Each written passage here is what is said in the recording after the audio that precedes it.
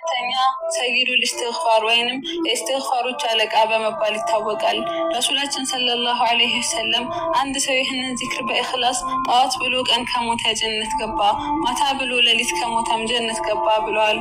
ዚክሩ አላሁመ አንተ ረቢ ላ ኢላሃ ኢላ አንት ኸለቅተኒ ወአና ዐብዱክ ወአና ዐላ ዐህዲከ ወወዕዲከ መስተጣዕቱ አዑዙ ቢከ ሚን ሸሪ ማ ሰነዕቱ አቡኡ ለከ ቢኒዕመቲከ ዐለየ ወአቡኡ ቢዘንቢ ፈግፊር ሊ ፈኢነሁ ላ የግፊሩ ዙኑበ ኢላ አንት።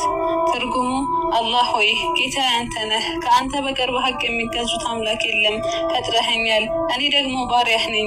እኔ በምችለው ያህል በአንተ ቃል ኪዳንና ቀጠሮ ላይ ነኝ። ከሰራሁት ተንኮል ሁሉ በአንተ እጠበቃለሁ። ለዋልክልኝ ጸጋ እውቅና እንሰጣለሁ። ከወንጀሌም ወደ አንተ እመልሳለሁ። ማረኝ፣ ያለ አንተ ወንጀሎችን የሚምር የለምና ማለት ነው። ይህ ዚክር በመጀመሪያ ተውሂድን በማድረስ ይጀምራል። ከዚያም አላህ በሰው ልጆች ላይ የዋለውን መልካም ጸጋ በማመን ይቀጥላል። ከዚያም ሰውየው የራሱን አጉዳይና አጥፊነት በማናዘዝ ይቀጥላል።